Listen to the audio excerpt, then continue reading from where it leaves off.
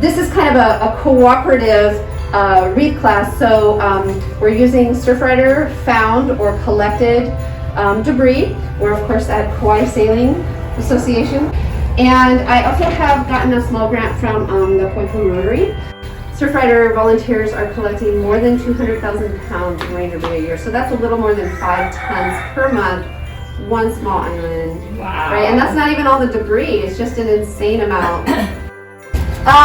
So here's a couple that I made. This one I have, after I wrapped it, I took a wire coat hanger. It helps with hanging it and keeping it from sagging.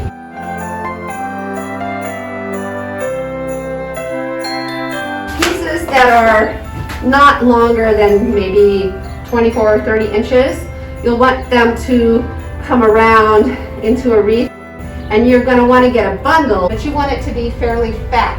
And the fatter it is, the more sturdy your wreath will be. So I'm just kind of staggering the pieces like that so that there's going to be overlap, so that no matter where on the wreath, it's going to be the same width, basically. The thing that happens is if you do it and you don't like it, I mean, you just unwrap it. Sometimes I unwrap them because I feel like, oh, I think this needs to be a little tighter or whatever, so you'll kind of see that process. I just tie this on, but you're just gonna wrap it. Also, you can think about being kind of artistic. On that one wreath, I just left a big piece hanging out. Just keep it going by like one of these kind of knots where you take the two ends together and then you just make a knot. And actually, sometimes these will show up right in the front of your wreath and they look kind of cool, or you can make sure that you hide them. When you get to the end too, I mean, I'll kind of go through this, but you can also, if you're interested, you can go back and crisscross it with another, going like the opposite direction if you do a wider wrap. And then so when you get here, if you have another piece and you wanted to crisscross them, you can. That's something else you can do. Then I go to the back and I find wherever that other piece was. Sometimes I'll tie them together. I mean, this is like real low tech. Just kind of hiding it so that this stuff the knots don't stay tied because it's old and slippery. You know, obviously too thin, kind of loose. You can see as they get thinner and bigger, they will get a little more saggy.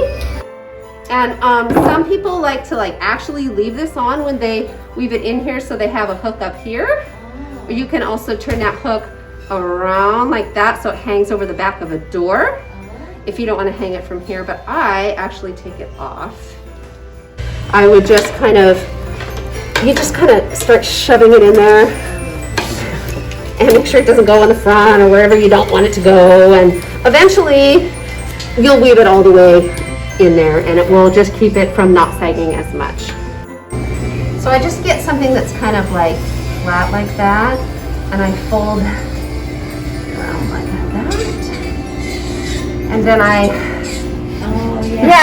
and then you can kind of pull it out, and then I take and wind it with something. It could be like this, or it could be a piece of rope, and then that way you can just attach it right on with the winding.